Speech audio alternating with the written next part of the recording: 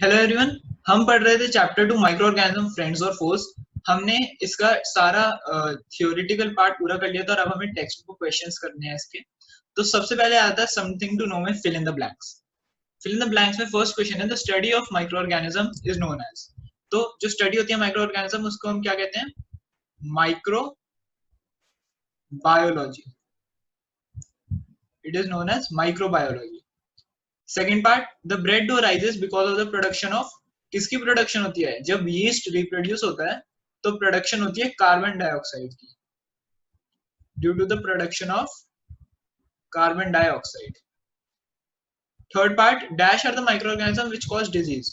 तो ऐसे micro organism जो डिजीज कॉज करते हैं उन्हें हम कहते हैं पैथोजेंस। उन्हें हम कहते हैं पैथोजेंस।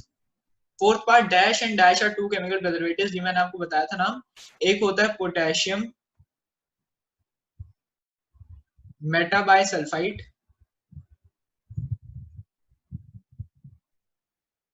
और एक था सोडियम बेंजोएट। थोड़े से मुश्किल नाम है लेकिन याद रखोगे तो हो जाएंगे। फिर dash is a fungus that cause food poisoning. तो हमें ऐसे फंगस का नाम बताना है जो फूड पॉइजनिंग करता है। तो हम सिंपल सा लिख सकते हैं यीस्ट, या फिर और भी होते हैं जैसे एस्परगिलस। हम कुछ भी लिख सकते हैं दोनों में से।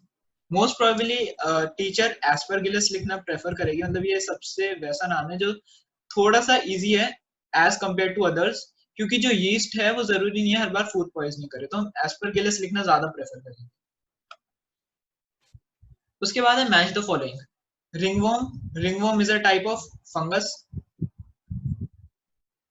क्लोस्ट्रीडियम। अच्छा, अब हम जैसे कि हमने और पार्ट्स देखे, हम 1 मिनट के लिए क्लोस्ट्रीडियम को छोड़ते हैं। ठीक है, मान लो हमें क्लोस्ट्रीडियम नहीं पता क्या होता है तो एंथ्रैक्स देखते हैं। एंथ्रैक्स हमें पढ़ा है कैटल का एक डिजीज होती है। Lactobacillus curd formation. मीथेन भी हमने लास्ट क्लास में पढ़ा था, बायोगैस रिएक्टर्स। तो लास्ट कौन सोचा? क्लोस्ट्रीडियम। मेरे को पता है क्लोस्ट्रीडियम फूड पॉइजनिंग करता है। अगर किसी को याद नहीं है तो मैच द फॉलोइंग वो ऐसे भी कर सकता है कि वो सारे कर ले और जो नहीं आता उसे लास्ट में मैच। नेक्स्ट हम करते हैं टिक द ऑप्शन। ये दोनों क्वेश्चन इजीली हो गए हमारे पहले। टिक द करेक्ट ऑप्शन में the process that help milks to last longer but doesn't kill all microbes present in it is known as vaccination. बिल्कुल नहीं होगा, वैक्सीनेशन तो ह्यूमन बींग्स में होता है। बायो ऑगमेंटेशन सीवर्स के में होता है। पेस्चराइजेशन, जी हाँ, पेस्चराइजेशन जो होता है वो मिल्क को प्रेशराइज्ड हीटिंग करने पे उसके सारे माइक्रोब्स, मतलब लगभग सारे माइक्रोब्स किल कर देता है, लेकिन कुछ माइक्रोब्स फिर भी रह जाते हैं। तो इसका सही आंसर है पेस्चराइजेशन। फर्मेंटेशन नहीं होगा। नेक्स्ट आता है रस्ट ऑफ व्हीट। जो रस्ट ऑफ व्हीट है वो कौन कॉज करता है? हमने पिछले से पिछली क्लास या पिछली क्लास में शायद पढ़ा था। It is caused by fungus. Last to last class में हमने पढ़ा था it is caused by fungus.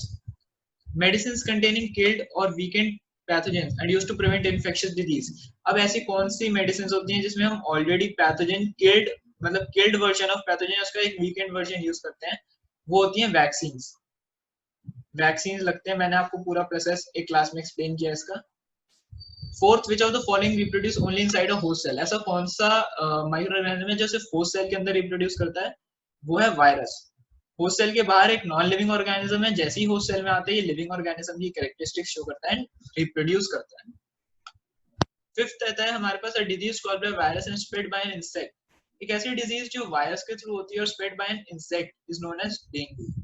इन चारों में डेंगू है जो मस्कीटो से होता है, एक इंसेक्ट से होता है, and it is a type of virus. Next हमारा है answer the following question in brief. तो हमारा ये क्वेश्चन आंसर स्टार्ट हो गए हैं। अब इससे ऊपर वाले क्वेश्चन हमने इजीली कर दिया, आप इनको एक बार देख लेना और अपनी बुक में फिल कर लेना। अब फर्स्ट है why are viruses considered as being at the border line between living and non living things। तो इसका मतलब ये है कि ये कहना चाह रहा है कि वायरस जो है वो बॉर्डर लाइन पे क्यों रखा गया है living and non living things की। तो ये मैंने आपको बताया था कि जो वायरस है वो लिविंग कैरेक्टरिस्टिक्स भी शो करता है और नॉन लिविंग कैरेक्टरिस्टिक्स भी शो करता है, जिसकी वजह से हम उसे बॉर्डर लाइन पर रखते हैं। तो when virus are in air, जब वायरसेस एयर में होते हैं या in contact with a non living substance, तो ये नॉन लिविंग होते हैं। लेकिन जैसे ये किसी भी लिविंग ऑर्गेनिज्म की कांटेक्ट में आते हैं दे शो लिविंग कैरेक्टरिस्टिक्स। तो अब ये ब्रीफ में है तो आपको इससे ज्यादा एक्सप्लेन करने की जरूरत नहीं है, आप इतना लिखेंगे और फिर लास्ट में लिख सकते हैं, एक लाइन लिख सकते हैं, therefore viruses are considered as being at the border line. ये छोटा सा आंसर था, मतलब बेसिकली ये कहना चाह रहा है कि वायरस जो है वो बॉर्डर लाइन पे इसलिए क्योंकि वो नॉन लिविंग कैरेक्टरिस्टिक्स भी शो करते हैं जब वो होते हैं नॉन लिविंग के कांटेक्ट में, और लिविंग कैरेक्टरिस्टिक्स शो करते हैं जब वो होते हैं होस्ट सेल मतलब living organs. Second question, what is fermentation, how is this process useful in the food and beverage industry.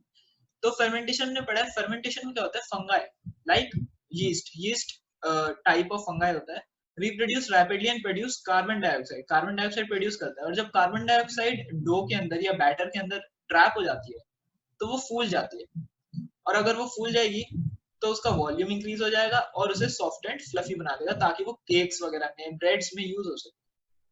तो अगर आप खुद ही इमेजिन करो अगर ये सॉफ्ट और फ्लफी नहीं होगा तो केक कितने हार्ड बनेंगे, कितने छोटे बनेंगे साइज में। तो फर्मेंटेशन का ये यूज होता है फूड इंडस्ट्री में। बेवरेज इंडस्ट्री में भी जो कार्बोनेटेड ड्रिंक्स होते हैं मतलब Coke and like all these, इनमें कार्बन डाइऑक्साइड होता है।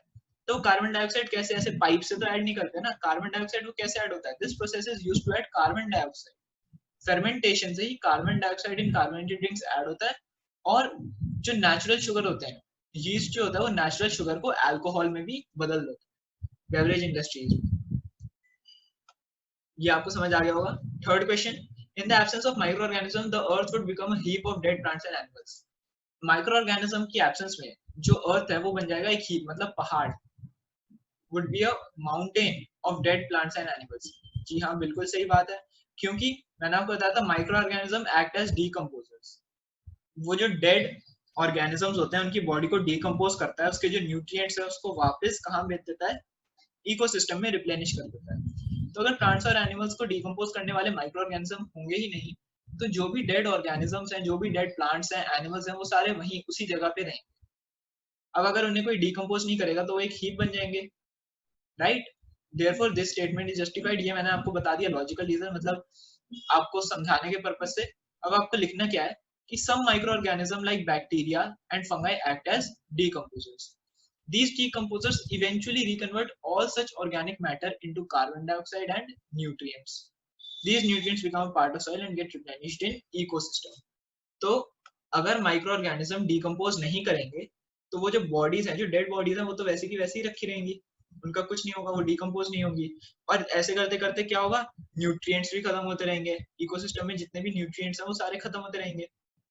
Therefore, microorganism जो होते हैं, they help in decomposition of dead plants and animals. Hence, this statement is justified. तो आप ये वाला पैराग्राफ लिख सकते हैं, कुछ अपनी तरफ से भी लिख सकते हैं जो मैंने आपको अभी बताया। फोर्थ क्वेश्चन आता है, deficiency of which nutrients cause less yield in the field? What is the advantage of growing peas along with other crops and fruits? तो ये शायद मैंने क्वेश्चन थोड़ा शॉर्ट कर दिया है, बुक में थोड़ा लॉन्ग दे रखा था। तो ये काफी इजी सा क्वेश्चन है। डेफिशिएंसी कौन से न्यूट्रिएंट्स की लेस यील्ड होती है? Deficiency of nitrogen compounds. जो नाइट्रोजन के कंपाउंड्स होते हैं, नाइट्रोजन के सॉल्ट्स होते हैं, अगर उनकी डेफिशिएंसी हो जाती है सॉइल में तो वो लेस यील्ड कॉज करती है इन द फील्ड्स। फिर बी पार्ट है, what is the advantages of growing peas along with other crop and farm. अब जो पीज है वो एक लेग्यूमिनस प्लांट है, मतलब ग्रीन प्लांट। अब ग्रीन प्लांट की जो रूट्स होती है उनमें राइजोबियम प्रेजेंट होता है, हमने लास्ट क्लास में पढ़ा था। ये जो राइजोबियम है, रूट नोड्यूल्स, रूट नोड्यूल्स मतलब मैंने आपको पहले बताया था जो रूट के साइड में पतली पतली सी तनियां निकली रहती है उनको रूट नोड्यूल्स कहते हैं। अब ये राइजोबियम जो होता है ये क्या करता है, सॉइल को एनरिच कर देता है बाय नाइट्रोजन कंपाउंड्स। मतलब ये नाइट्रोजन फिक्सेशन का काम करता है, एटमॉस्फेयर से नाइट्रोजन लेता है और उसे सॉइल में डाल देता है। अब ये जो नाइट्रोजन है ये थोड़ी तो पीस भी यूज करते हैं, लेकिन बाकी जो नाइट्रोजन है वो जो और उसके साथ क्रॉप्स ग्रो हो रहे हैं वो यूज करते हैं। So it increases the crop yield in the fields. Fifth question आता है हमारे पास, why does it take less time to prepare curd in summers as compared to preparing it winters? तो जो दही होती है वो समर्स में, गर्मियों में तो जल्दी जम जाती है, जल्दी बन जाती है, लेकिन विंटर्स में उसे टाइम लगता है थोड़ा। तो समर्स में क्या होता है, in summers due to high temperature, temperature ज्यादा होने की वजह से, रूम टेम्परेचर ज्यादा होता है, lactobacillus multiply in milk and convert it into curd. जितना ज्यादा टेम्परेचर होगा, लैक्टोबैसिलस जो बैक्टीरिया है वो उतना ज्यादा जल्दी मल्टीप्लाई होगा, और जितना ज्यादा जल्दी ये मल्टीप्लाई होगा उतना ज्यादा मिल्क जो है वो कर्ड में कन्वर्ट हो जाएगा। लेकिन लो टेम्परेचर जो एक्चुअली विंटर्स में होता है, lactobacillus unable to reproduce at a fast rate, lactobacillus fast rate से रिप्रोड्यूस नहीं हो सकता, तो जो ओवरऑल प्रोसेस है वो कम धीरे हो जाता है, स्लोज डाउन। लैक्टोबैसिलस जल्दी रिप्रोड्यूस नहीं करेगा तो जो मिल्क है वो जल्दी कर्ड में नहीं बदलेगा। Sixth question, how are the following diseases transmitted? ये डिजीजेस कैसे ट्रांसमिट होती हैं? फर्स्ट है मलेरिया। मलेरिया वेक्टर्स के थ्रू, वेक्टर्स में कौन आ जाते हैं? मस्कीटोज आ जाते हैं, ये मस्कीटो बाइट की वजह से होता है। और वेक्टर्स में और भी आ जाते हैं, जैसे मस्कीटोज, हाउस फ्लाइज, जितने भी ये फ्लाइंग इंसेक्ट्स होते हैं सारे वेक्टर्स होते हैं। कॉमन कोल्ड एयर के थ्रू होता है, लाइक स्नीजिंग, कफिंग, इन सब से कॉमन कोल्ड होता है। टेटेनस जो होता है वो सॉइल के थ्रू होता है, बाय कंज्यूमिंग अनहाइजीनिक फूड और बाय वुंड्स। हम कहते हैं अगर कहीं भी डीप कट लग जाता है, कहीं भी बॉडी पे डीप सा कट लग जाता है, मतलब गहरा कट लग जाता है, तो उसमें टेटेनस का इंजेक्शन देना पड़ता है। सो टेटेनस अगर उसको इंजेक्शन नहीं दिया जाता तो वुंड से भी टेटेनस हो सकता है, and bye consuming unhygienic food भी टेटेनस हो जाता है। और लास्ट पॉइंट आता है हमारे पास डी, टाइफाइड। टाइफाइड कैसे होता है? By water. अगर हम कंटेमिनेटेड वाटर ड्रिंक करते हैं, मतलब इम्प्योर वाटर यूज करते हैं, तो हमें टाइफाइड हो जाता है। ये बेसिकली वहां पे ज्यादा देखा जाता है जो गांव वगैरह के इलाके होते हैं, जो मतलब प्रॉपर गांव होते हैं, तो जहाँ पे एकदम साफ पानी नहीं मिल पाता, या फिर जो स्लम सिटीज होती हैं, वहां पे टाइफाइड की बीमारी ज्यादातर बहुत कॉमन होती है। उसके बाद आता है what are antibiotics, how are they produced, give two example of this. तो antibiotics are the chemicals that inhibit the growth of harmful microorganism by affecting their life process. तो एंटीबायोटिक्स वो केमिकल्स हैं जो हार्मफुल माइक्रोऑर्गेनिज्म की growth को inhibit करते हैं, मतलब रोकते हैं या कम करते हैं, by affecting their life process, उनकी लाइफ प्रोसेस को अफेक्ट करके। They are produced by other microorganism. ये जो है ये उनके अलावा, मतलब जिनको ये जिन माइक्रो ऑर्गेनिजम्स को ये हार्म करते हैं, जिनका लाइफ प्रोसेस ये रोकते हैं, उनके अलावा जो माइक्रो ऑर्गेनिज्म होते हैं उनसे बनाई जाती हैं। और इनके एग्जांपल हो गए स्ट्रेप्टोमाइसिन एंड एरिथ्रोमाइसिन। और भी होते हैं, ये मैंने जो सबसे सिंपल मेरे को लगे आपको याद हो जाएंगे वो मैंने लिख दिए यहाँ पे, स्ट्रेप्टोमाइसिन एंड एरिथ्रोमाइसिन। सिमिलर से हैं इसलिए मैंने ये दोनों लिख दिए। बाकी इसके साथ हमारे ब्रीफ क्वेश्चंस खत्म हो गए। नेक्स्ट क्लास में हम करेंगे question answers in details and value based question, और अगर हमें मीनिंगफुल लगे तो हम आगे के समथिंग टू डू वाले क्वेश्चंस भी करेंगे।